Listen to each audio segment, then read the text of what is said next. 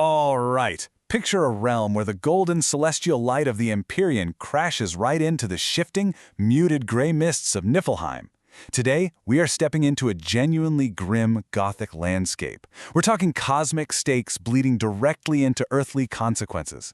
In this explainer, we're unpacking a really dark mythic parable that pits ancient wisdom against our most deeply flawed human instincts. We're going to be looking at crumbling towers, shadowy magic, and the heavy, unforgiving, cold texture of stone. Okay, let's dive into this. What actually happens when that incredibly human desire for a lazy shortcut collides head-on with the chaotic abyss of unearned power? It's a question that echoes through mythology, literature, and honestly, our own daily lives. We are about to explore a story that serves as a profound warning about exactly what lurks in the shadows when we try to bypass the hard, necessary work of building true competence. To set the stage, we've got to look at the prologue in the High Hall. Imagine a scene kind of reminiscent of the heavenly wager in the Book of Job.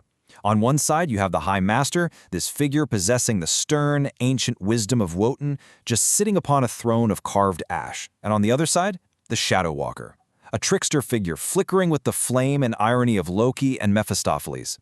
The Shadow Walker gestures down to a young, honestly foolish mortal apprentice named Friedrich and makes the wager you see right here. He literally bets his very seat in the hall that Friedrich will abandon deep expertise for a shadowy shortcut.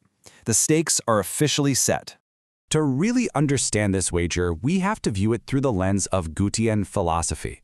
This framework, which was famously explored in Goethe's epic tragedy Faust, examines the cosmic struggle between good and evil through the vehicle of human ambition.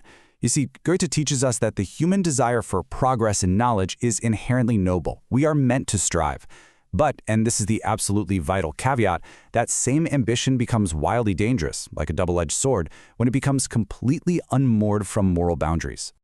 Now, what's really interesting about this slide is the massive, almost comical contrast in the scale of ambition here. The Shadow Walker actively mocks Friedrich by comparing his heavy stone bucket to Faust's infinite striving. Think about it. Faust strove for the infinite. He wanted to completely transcend mortal limitations and understand the divine universe itself, what we call a macro-level ambition. But our young apprentice, Friedrich, he's not looking for the secrets of the cosmos. No way. He just wants to escape the minor drudgery of his daily chores. He represents micro-level ambition. It's literally the ambition of the lazy. Part 1. The Parable of the Shadow Splitter. Down on Earth, the Master Sorcerer, who is essentially an earthly shadow of that High Master Wotan, leaves Friedrich with a grueling task. It's a mountain of heavy, cold stones that must be moved from the garden to the high wall. The Master's command is simple: move them by hand. For in the weight of the stone, you find the weight of the self.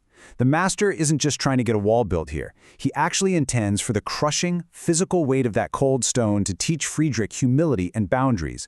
The slow path of deep expertise literally requires feeling the resistance of the real world. But the very second the Master vanishes, the Shadow Walker appears in the corner of Friedrich's eye, whispering his temptations. He offers Friedrich the illusion of short-term gratification. He casually asks the boy, "Why labor like a beast?" The trickster knows perfectly well that to a tired apprentice, a quick, magical fix seems infinitely more appealing than grueling labor. But this is a tragic misconception. In the Goethean framework, fleeting, selfish shortcuts don't bring genuine fulfillment. They bring profound grief. And here is the exact moment the trap springs.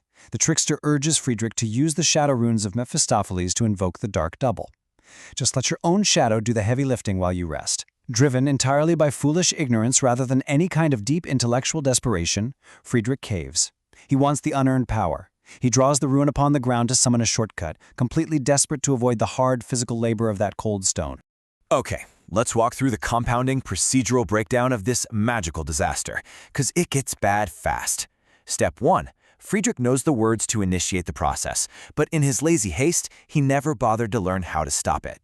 The shadow detaches, grows muscular, and starts moving the stones with terrifying speed. But it doesn't stop. It begins tearing the cold stone right out of the Master's tower, fueled by swirling, chaotic, mindless magical energy. Panic fully sets in. Step 2. Friedrich grabs a silver ritual blade and tries to cut the shadow to kill the magic. Step 3. The disaster compounds. The shadow splits into two darker entities, both working twice as fast to completely dismantle the world around him. So the crucial point is this: knowing how to start a magic is absolutely not the same as mastering it. Friedrich thought he had found a neat little shortcut, but unearned power inevitably leads to chaotic destruction. His hubris, his arrogant belief that he could control forces he didn't even respect, completely blinded him to rational problem-solving. Every frantic attempt he made to fix his error only accelerated the swirling dark catastrophe that was tearing down the tower. Part 2. Resolution and True Mastery. Just as the heavy stone walls begin to utterly collapse under the weight of these rampaging split shadows, the Master Sorcerer returns to the scene of the chaos. And the resolution? It's swift and terrifying in its authority. A single word of hierarchical wisdom commands the shadows right back to the boy's feet, instantly quelling those chaotic energies. Friedrich just falls to his knees. It is only through this terrifying intervention by an external authority that the boy finally grasps the extreme danger of shortcuts and learns to respect the strict limits of his own competence. And this brilliantly illustrates the core philosophical differences at play here. Notice the key structural variations between the apprentice and Faust. We talked about the scale of ambition, micro versus macro, escaping a chore versus transcending mortality. But look at the source of resolution. The apprentice created a mess so mindless he actually required external authority, the master, to save him. Faust's redemption, in Goethe's play, comes from divine grace earned through a lifetime of internal existential struggle.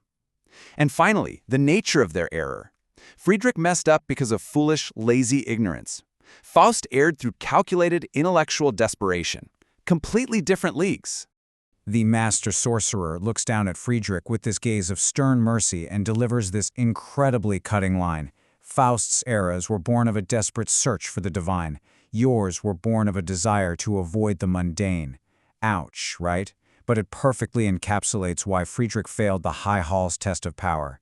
He tried to master the shadow before he had mastered the stone. He wanted the reward without any of the resistance. But hey, all is not lost. Back in the High Hall, the High Master notes that while Friedrich definitely failed the test of power, he did gain a profound respect for true mastery. Friedrich returns to his grueling labor with the stones, and this connects directly to Goethe's ultimate moral, salvation through constant striving. Goethe believed that man will inevitably err as long as he strives, but it is the continuous, active striving toward higher purposes that redeems us. Friedrich no longer seeks to escape the chore, he realizes he must actually find his soul within the labor itself. He has to reject the passive surrender of a magical shortcut. As we wrap up this explainer, I want to leave you staring at this final question. It's a dark, heavy thought for sure, but a really necessary one. When you face the heavy stones of your own life, the mundane, difficult tasks required to build real competence, what will you do? Will you bear the cold weight to build humility and find your true self? Or will you risk the catastrophic illusion of the shadow's shortcut? Ultimately, the choice between deep expertise and the chaotic abyss of unearned power is entirely yours.